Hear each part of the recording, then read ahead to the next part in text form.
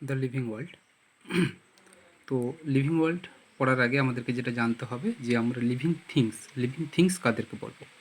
Living things are living being that are alive and compose of tiny particle that is cell. তার মানে এখান থেকে আমরা একটা জিনিস পাচ্ছি যে লিভিং থিংস হচ্ছে অবশ্যই তারা সেল দিয়ে ফর্ম করবে। সেটা সিঙ্গেল সেল হতে পারে, অথবা ফিউ সেলড হতে পারে, অথবা সেটা মাল্টি সেলুলার হতে পারে। চলো, তো এবার আমরা লিভিং থিংসের ক্যারেক্টারিস্টিক্সে আসি। Characters of living things. Living থিংসের যে সমস্ত ক্যারেক্টারিস্টিক্সগুলো আছে সেগুলোর মধ্যে প্রথম যেটা আছে 1 নম্বর হচ্ছে মেটাবলিজম।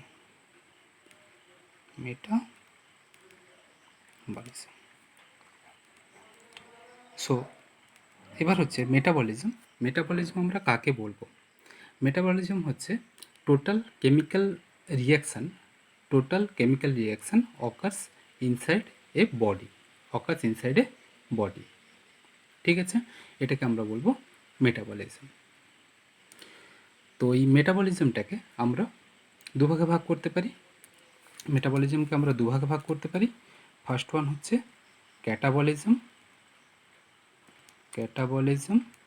অ্যান্ড সেকেন্ড ওয়ান হচ্ছে অ্যানাবলিজম।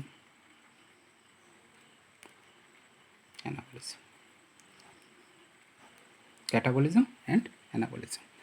তো আমরা ক্যাটাবলিজম কাদেরকে বলবো না, ক্যাটাবলিজম হচ্ছে যে সমস্ত মেটাবলিজমে কোনো সাবস্টেন্সের ব্রেকডাউন হবে তাকে আমরা বলবো ক্যাটাবলিজম। আর অ্যানাবলিজম হচ্ছে যেখানে বডি কিছু গেন করবে, যে সমস্ত কেমিক্যাল রিয়াকশান থেকে কিছু কমপ্লেক্স সাবস্টেন্সেস প্রডিউস হবে। ঠিক আছে, তাকে আমরা বলবো অ্যানাবলিজম। যদি আমরা এখানে এক্সাম্পল বলি তাহলে ক্যাটাবলিজমের এক্সাম্পল হিসাবে আমরা এখানে রেসপিরেশনের কথা বলতে পারি। রেসপিরেশনে কী হয়? রেসপিরেশনে হচ্ছে যেটা গ্লুকোজ আছে, গ্লুকোজ ব্রেকডাউন করে তারা এনার্জি প্রডিউস করবে। তাহলে এখানে এটাকে আমরা ক্যাটাবলিজম কেন বলছি? কেন এখানে গ্লুকোজের ব্রেকডাউন হচ্ছে। তার মানে কোনো একটা অর্গানিজম তার বডিতে যে গ্লুকোজটা সেটা স্টোর রেখেছিল, সেই গ্লুকোজটাকে ব্রেকডাউন করছে দিয়ে সেখান থেকে এনার্জি প্রডিউস করছে। ঠিক আছে, তাহলে তার বডিতে যে টোটাল অ্যামাউন্ট অফ গ্লুকোজটা সেটা কিন্তু কমে যাচ্ছে। ঠিক আছে, সেটা রিডিউস হচ্ছে। তো এটা এই জন্য আমরা রেসপিরেশনকে বলবো ক্যাটাবলিজম। অপরদিকে চলে এসো অ্যানাবলিজমের এক্সাম্পল আমরা বলতে পারি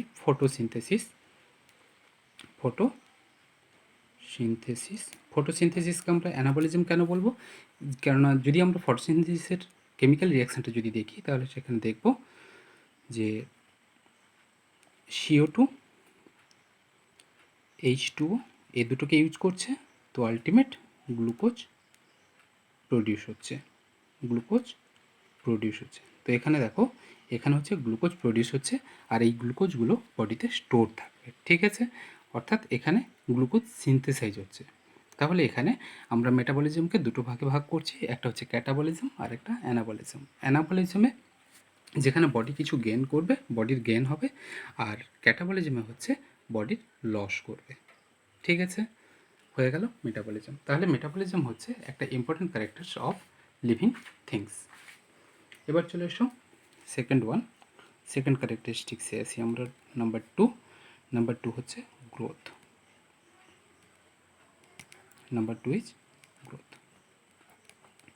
তো প্রথমে চলে এসো গ্রোথ আমরা কাকে বলবো? গ্রোথ হচ্ছে যখন কোনো কিছুর কোয়ান্টিটেটিভ ইনক্রিজ হবে, সেটা সাইজ হতে পারে, সেটা ওয়েট হতে পারে, তো এটাকে আমরা বলবো গ্রোথ। ঠিক আছে, তাহলে গ্রোথের যদি হচ্ছে আমরা ডেফিনিশন বলতে চাই তাহলে আমরা এরকমভাবে বলতে পারি an irreversible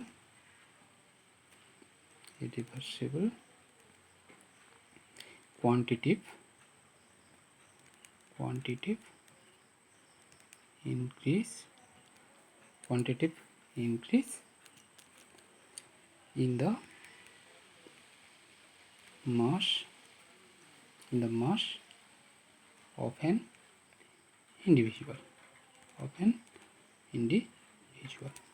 ঠিক আছে, এবার চলে এসো এই যে যেটা গ্রোথ আছে, গ্রোথকে আমরা দুভাগে ভাগ করতে পারি, টাইপস, গ্রোথের টাইপস গ্রোথকে হচ্ছে আমরা group into two, divide into two groups.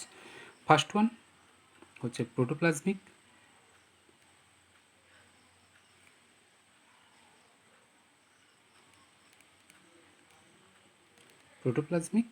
আর সেকেন্ড হচ্ছে অ্যাপোপ্লাজমিক, অ্যান্ড অ্যাপোপ্লাজমিক। তো প্রথমে চলে এসো প্রোটোপ্লাজমিক গ্রোথ আমরা কাকে বলবো? যদি প্রোটোপ্লাজমের মধ্যে যে কনস্টিটিউয়েন্টগুলো আছে যদি সেগুলো ইনক্রিজ করে তখন তাকে আমরা বলবো প্রোটোপ্লাজমিক গ্রোথ। ঠিক আছে, প্রোটোপ্লাজমিক সাবস্টেন্সেস আর components of living matter like cytoplasm and nucleus. তো সাইটোপ্লাজমের যদি হচ্ছে ইনক্রিজমেন্ট হয়, সাইটোপ্লাজমের যে সমস্ত কম্পোনেন্টগুলো আছে তাদের যদি ইনক্রিজ হয় তখন তাকে আমরা বলবো প্রোটোপ্লাজমিক গ্রোথ। ঠিক আছে, আর অ্যাপোপ্লাজমিক গ্রোথ কাকে বলবো? অ্যাপোপ্লাজমিক গ্রোথ হচ্ছে আউটসাইড প্রোটোপ্লাজম। ঠিক আছে, আউটসাইড প্রোটোপ্লাজম মানে হচ্ছে যদি সেলের নন লিভিং মেটেরিয়ালগুলো যদি ফর্ম করে তখন তাকে আমরা বলবো অ্যাপোপ্লাজমিক। তাহলে প্রোটোপ্লাজমিক গ্রোথ হচ্ছে অকার্স ইনসাইড প্রোটোপ্লাজম, আর অ্যাপোপ্লাজমিক যেটা রয়েছে সেটা হচ্ছে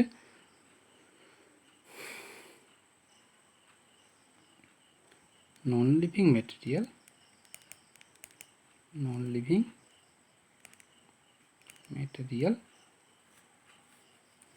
materials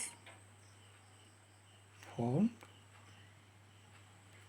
by cell. As example আমরা এখানে বলতে পারি সেল ওয়াল, আমরা এখানে এটাকে বলতে পারি সেল ওয়াল একটা হতে পারে, এছাড়া হতে পারে ডিফারেন্ট ফাইবারস হতে পারে। ঠিক আছে, ডিফারেন্ট ফাইবারস হতে পারে। চলো এবার যেটা গ্রোথ আছে, গ্রোথ হচ্ছে দু রকমের হতে পারে। গ্রোথকে আবার হচ্ছে আমরা তাদের depending on nature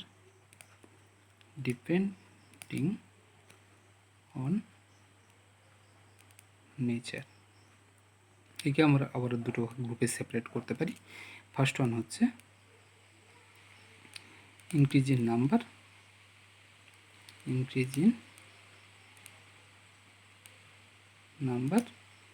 R second হচ্ছে increase in size, and increase in number. Increase in number যেটা রয়েছে এটা কাদের ক্ষেত্রে হবে? এটা দেখা যাবে ইউনিসেলুলার অর্গানিজমের ক্ষেত্রে,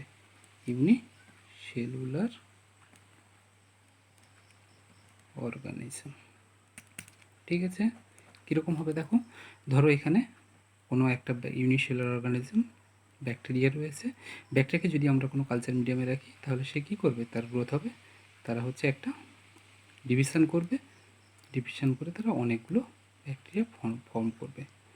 এটা হচ্ছে ইনক্রিজ ইন নাম্বার। ঠিক আছে, or growth of unicellular organism.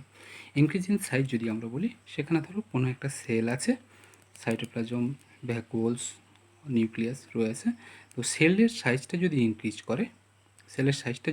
করে সেক্ষেত্রে কী হবে? টোটাল যেটা বডি আছে বডির গ্রোথটাও কমপ্লিট হবে। তাহলে depending on nature growth are divided into two groups, that is increase in number and increase in size. চলো এবার থার্ড ওয়ানে আসি।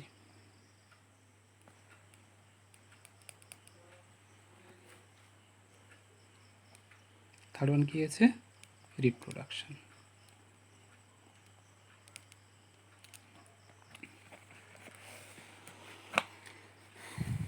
থার্ড ওয়ান হচ্ছে রিপ্রোডাকশন।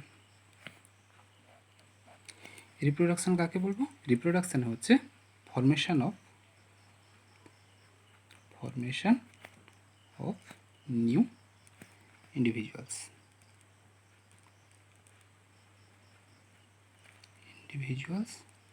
from pre-existing ওয়ান, ঠিক আছে, formation of new individual from pre-existing one, তখন এটাকে আমরা বলবো রিপ্রোডাকশান। রিপ্রোডাকশানের যদি আমরা টাইপ দেখি, reproduction can be divided into three group, that is first one vegetative reproduction, second one asexual reproduction, and third one sexual reproduction. So vegetative reproduction হচ্ছে কাদেরকে বলবো না, যদি হচ্ছে কোনো একটা অর্গানিজমের বডি পার্টস থেকে যদি নতুন একটা অর্গানিজম ডেভেলপ করে তখন তাকে আমরা বলবো vegetative propagation or vegetative reproduction. Vegetative রিপ্রোডাকশানের যে ইউনিটটা আছে, unit of vegetative reproduction is propagule বলতে ধরো কোনো একটা আমরা গাছের বা কোনো একটা প্ল্যান্টের আমরা একটা পার্ট কাটলাম, যেমন ধরো স্টেম একটা কেটে নিলাম, ধরো রোজ প্ল্যান্ট, রোজের যদি আমরা স্টেমের একটা পার্টকে কেটে নিই, দিয়ে তাকে যদি নতুন করে আবার প্ল্যান্টেড করাই, তাহলে দেখবো সেখান থেকে আবার নতুন একটা প্ল্যান্ট ফর্ম করে যাবে, ঠিক আছে, অর্থাৎ সেটা সারভাইভ করতে পারবে, আর সেখানে হচ্ছে পরে ফুল টুলগুলো হবে, ফ্লাওয়ার ফর্ম করতে পারে, ঠিক আছে। তাহলে এখানে আমরা কী ইউজ করলাম, প্ল্যান্টের স্টেমের পার্ট ইউজ করলাম, তো এই স্টেম পার্ট যেটা থেকে আমরা নিউ প্ল্যান্ট পেলাম, তো ওই পার্টটাকে আমরা বলবো প্রোপাগিউল, ঠিক আছে। এবার অ্যাসেক্সুয়াল রিপ্রোডাকশান যেটা আছে, অ্যাসেক্সুয়াল রিপ্রোডাকশানের ইউনিট হচ্ছে normally unit of asexual reproduction is spore হচ্ছে এদের ইউনিট। এই যে স্পোর যেটা রয়েছে এখানে কি হয় না, এখানে হচ্ছে সার্টেন প্রসেস থাকে, তো এই সার্টেন প্রসেসে তারা কি করবে, তারা হচ্ছে স্পোর প্রডিউস করবে, পরে ওই স্পোরগুলো জার্মিনেট করে নতুন একটা ইন্ডিভিজুয়াল ফর্ম করবে, ঠিক আছে। আর এখানে মনে রাখবে ভেজিটেটিভ রিপ্রোডাকশান আর অ্যাসেক্সুয়াল রিপ্রোডাকশান, এই দুটো রিপ্রোডাকশানের ক্ষেত্রে সিঙ্গেল প্যারেন্ট দরকার হয়, সিঙ্গেল প্যারেন্ট পার্টিসিপেট করে। আর সেক্সুয়াল রিপ্রোডাকশানের যদি আমরা আসি, এটা হচ্ছে সবথেকে ডেভেলপড প্রসেস। আর এই সেক্সুয়াল রিপ্রোডাকশানের যে ইউনিট আছে, unit of sexual reproduction is gametes, ঠিক আছে।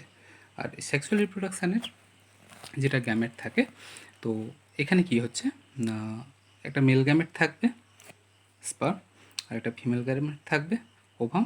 এবার এই দুটো ফিউজ করার পর হচ্ছে এগুলো হচ্ছে তাহলে gametes, male gamete and female gamete. আর তারপর এই দুটো ফিউজ করার পর এই দুটো প্রথমে হচ্ছে ফিউজ করার পর তারা ফর্ম করবে জাইগোট, এরপর হচ্ছে এই জাইগোটটা ডেভেলপ করবে একটা নতুন অর্গানিজম। তাহলে এখানে সেক্সুয়াল রিপ্রোডাকশানে দুটো প্যারেন্ট দরকার হবে, টু প্যারেন্টস, একজন হবে মেল পার্টনার আর একটা হবে female partner. Male partner male gamete produce করবে, female partner female gamete or ovum produce করবে, ঠিক আছে। তো রিপ্রোডাকশান গেল। রিপ্রোডাকশান হচ্ছে একটা unique character of living organisms. যদি আমরা নন লিভিংয়ের ক্ষেত্রে যাই, তাহলে তাদের ক্ষেত্রে কিন্তু এরকম রিপ্রোডাকশান হয় না। চলো এবার নেক্সট পয়েন্ট আসি, নাম্বার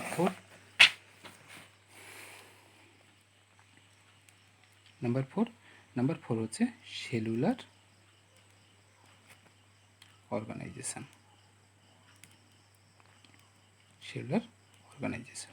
তো সেলুলার অর্গানাইজেশনের ক্ষেত্রে আমরা আগেই পড়েছি সেলের যদি ডেফিনেশন আমরা দেখি, তাহলে সেলকে আমরা কি বলবো, cell is the structural and functional unit of the organism, তাই তো।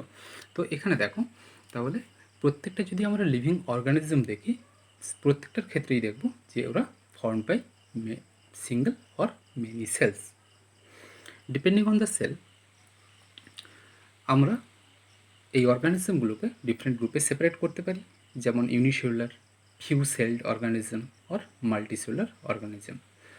তো তার মানে কি দাঁড়ালো, তার মানে দাঁড়াচ্ছে যে লিভিং অর্গানিজম মানেই সেখানে সেলুলার অর্গানিজম থাকতে হবে, সেল মাস্ট বি থাকতে হবে। সেল যদি না থাকে তাহলে কিন্তু মেটাবলিজম হবে না। কেন হবে না, কেন এই যে আমরা যেটা টোটাল কেমিক্যাল রিয়াকশানের কথা বলেছিলাম, এই টোটাল রিয়াকশানটা কিন্তু the chemical reaction occurs inside the cells, এগুলোকে আমরা যখন এগ্রিগেটেড করব তখন একটা মেটাবলিজম অকার করবে, ঠিক আছে? তাহলে প্রত্যেকটা লিভিং অর্গানিজমের ক্ষেত্রে কিন্তু সেলুলার অর্গানাইজেশন থাকতে হবে। আরেকটা ইম্পর্টেন্ট ফ্যাক্টরে আসছি। ইম্পর্টেন্ট ফ্যাক্টর হচ্ছে রেসপন্সিভনেস।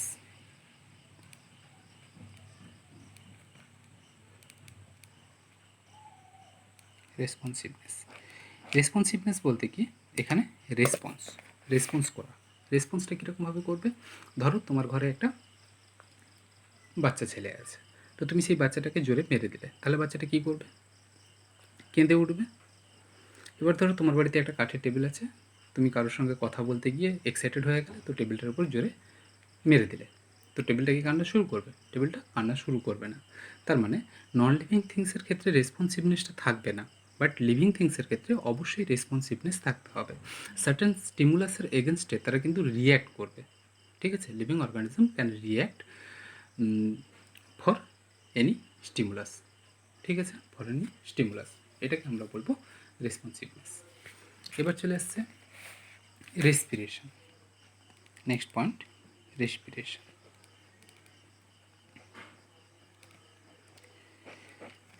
রেসপিরেশনটাই কী হবে? রেসপিরেশনটা হচ্ছে আমাদের জন্য যে কারণে, লিভিং বিংসের জন্য যে কারণে খুব দরকার, সেটা হচ্ছে to produce energy, such as ATP. ঠিক আছে? এখানে কি হচ্ছে না, আমরা যে সমস্ত ফুড ম্যাটেরিয়ালকে আমরা নর্মালি কমপ্লেক্স ফুড ম্যাটারকে হচ্ছে আমরা অ্যাজ ফুড ইনটেক করলাম। অ্যাজ ফুড ইনটেক করার পর আমাদের ডাইজেস্টিভ সিস্টেম আছে। ডাইজেস্টিভ সিস্টেম কী করবে? এই কমপ্লেক্স ফুড ম্যাটারটাকে সিম্পলার ফর্মে কনভার্ট করবে। এবার এই সিম্পলার ফর্মে যে ফুডগুলো থাকলো, সিম্পল ফুডগুলো, সেগুলো হচ্ছে through blood or through body fluid, এগুলো হচ্ছে আমাদের প্রত্যেকটা বডি সেলে সাপ্লাইড হবে। সাপ্লাইড হওয়ার পর প্রত্যেকটা বডি সেলে রেসপিরেশন হবে, অর্থাৎ যে ফুড ম্যাটারটা গেল, সিম্পলার ফুড ম্যাটারটা গেল, মেনলি গ্লুকোজের ব্রেকডাউন হবে। ব্রেকডাউন হলে কী হবে না, তার ভেতরে যে এনার্জিটা ছিল সেই এনার্জিটা রিলিজ করবে অ্যাজ এটিপি। আর এই এটিপিটা যদি না থাকে তাহলে কিন্তু কোনো রকমের মেটাবলিজম হবে না। ঠিক আছে? কোনো রকমের মেটাবলিজম হবে না। বেশিরভাগ ক্ষেত্রে দেখা গেছে যে মেটাবলিজমগুলোর জন্য এটিপি দরকার, বা আমাদের নর্মাল সেলের ফাংশনের জন্য যে এটিপিগুলো দরকার, সেই এটিপিটা কিন্তু রেসপিরেশন প্রোভাইড করবে। লিভিং থিংসের ক্ষেত্রে এই এটিপিটা ইম্পর্ট্যান্ট একটা ফ্যাক্টর হিসেবে কাজ করবে, বাট নন লিভিং থিংসের ক্ষেত্রে এটিপি দরকার নেই। সেই জন্য নন লিভিং থিংসের ক্ষেত্রে কিন্তু রেসপিরেশন হবে না, বাট লিভিং থিংসের ক্ষেত্রে রেসপিরেশনটা হবে। এরপর চলে আসছে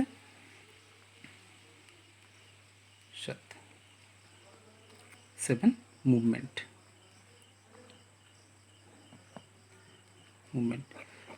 লিভিং থিংস কী করবে? লিভিং থিংস হচ্ছে একটা জায়গা থেকে আরেকটা জায়গাতে মুভ করতে পারবে, তাই তো? কেন না, some reason for the movement. First হচ্ছে for searching food. Second one হচ্ছে ফর শেল্টার। তারপর হচ্ছে ফর রিপ্রোডাকশন এটসেট্রা। ঠিক আছে? তো এগুলো হচ্ছে একদম মেন কজ। ঠিক আছে? একদম main cause for the movement, searching of food, for shelter, for reproduction. এবার চলে এসো ইম্পর্ট্যান্ট আর একটা পয়েন্টে আসছি আমরা, নাম্বার 8। নাম্বার 8-এ যেটা আসছে সেটা হচ্ছে হোমিওস্ট্যাসিস।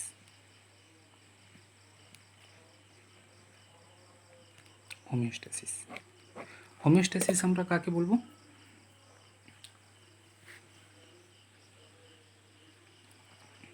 হোমিওস্ট্যাসিস হচ্ছে আমাদের প্রত্যেকটা লিভিং অর্গানিজমের যে বডি আছে, তো সেই বডির মধ্যে একটা ইন্টারনাল এনভায়রনমেন্ট কাজ করে। সাপোজ ধরো আমাদের বডি টেম্পারেচার যেটা আছে, আমাদের বডি টেম্পারেচার নর্মালি হচ্ছে 98.7 ডিগ্রি ফারেনহাইট থাকছে। এবার আমাদের যদি হচ্ছে এক্সটার্নাল যে টেম্পারেচার, সেটা যখন চেঞ্জ হয়ে যায়, সেটা হচ্ছে কখনো ধরো যদি আমরা উইন্টার সিজন দেখি তাহলে তখন হচ্ছে এক্সটার্নাল টেম্পারেচারটা খুব কম থাকে।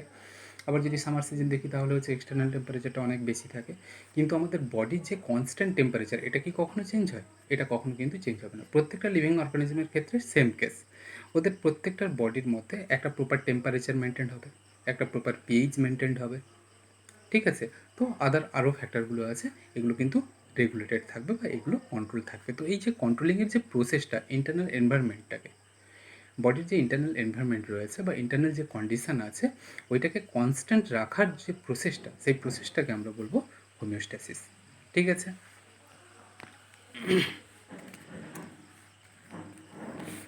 আচ্ছা, নেক্সট ওয়ান হচ্ছে 9 হচ্ছে অ্যাডাপ্টেশন।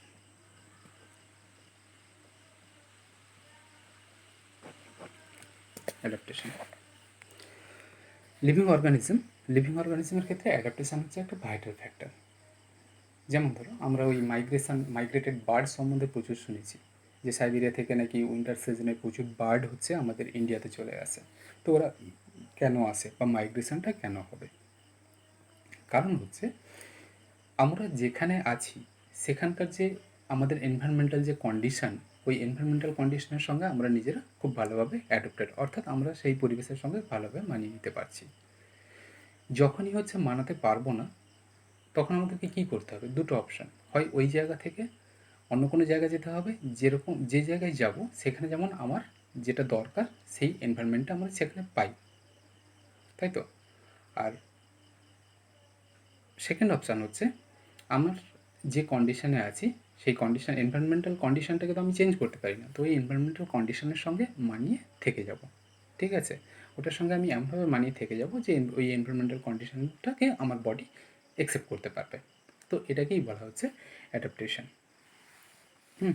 তো অ্যাডাপ্টেশন যেটা বিষয়টা তাহলে হচ্ছে যে অ্যাডাপ্টেশনের ক্ষেত্রে তাহলে আমরা কি দেখতে পাচ্ছি না, যে কোনো একটা এনভায়রনমেন্টে যে কোনো অর্গানিজম যদি সেখানে থাকে তাহলে সে নিজেকে সেখানে কিন্তু অ্যাডপ্ট করে নেবে।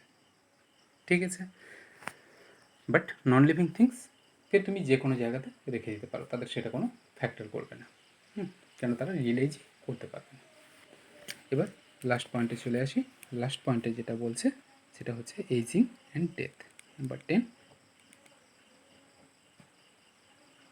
Ageing and death.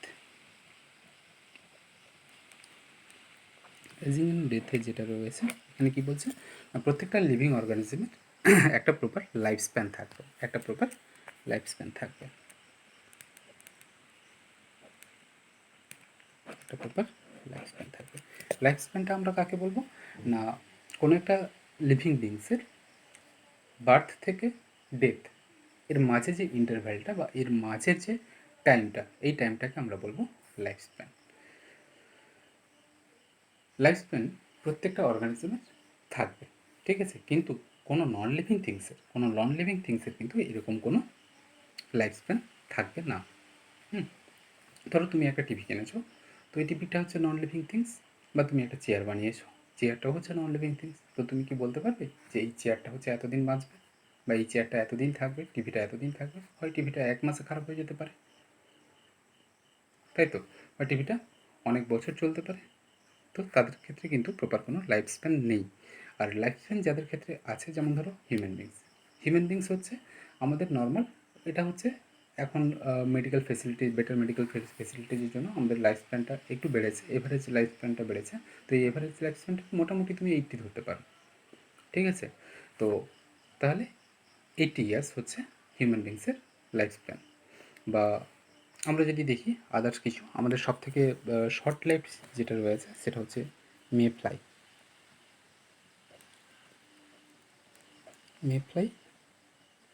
Has shortest life span.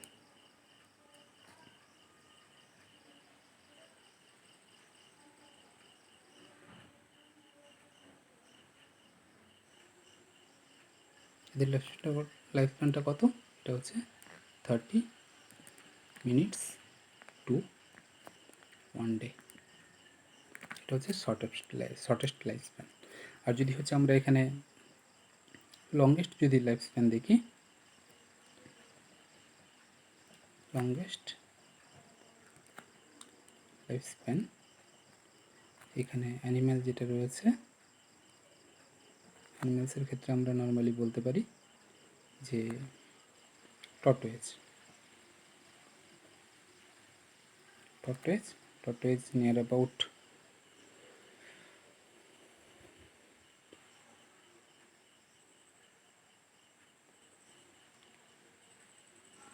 200 years, 200 years। আর যদি আমরা প্ল্যান্টের কথা বলি, তাহলে এখানে রয়েছে বাওবাব ট্রি হতে পারে, আমাদের নর্মালি হচ্ছে বেনিয়ান ট্রি হতে পারে। বেনিয়ান ট্রিও life span more than 100 years.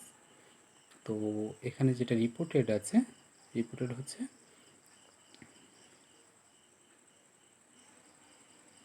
Pinus.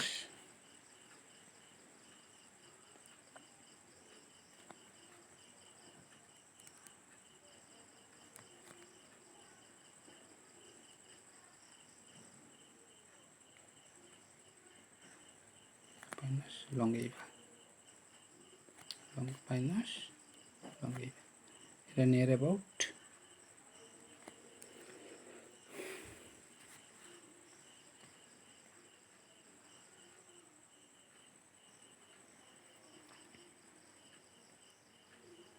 3000 years approx. ঠিক আছে, তো এগুলো মোটামুটি গেল লিভিং থিংসের ক্যারেক্টারিস্টিক্স। ঠিক আছে, এরপর তোমাদের যদি কোনো কোশ্চেন্স থাকে, তোমাদের আশা করি তোমরা বই কিনেছো। যদি তোমরা কোনো টেক্সট বুক যদি না কিনে থাকো, তাহলে তোমরা কিনে নেবে।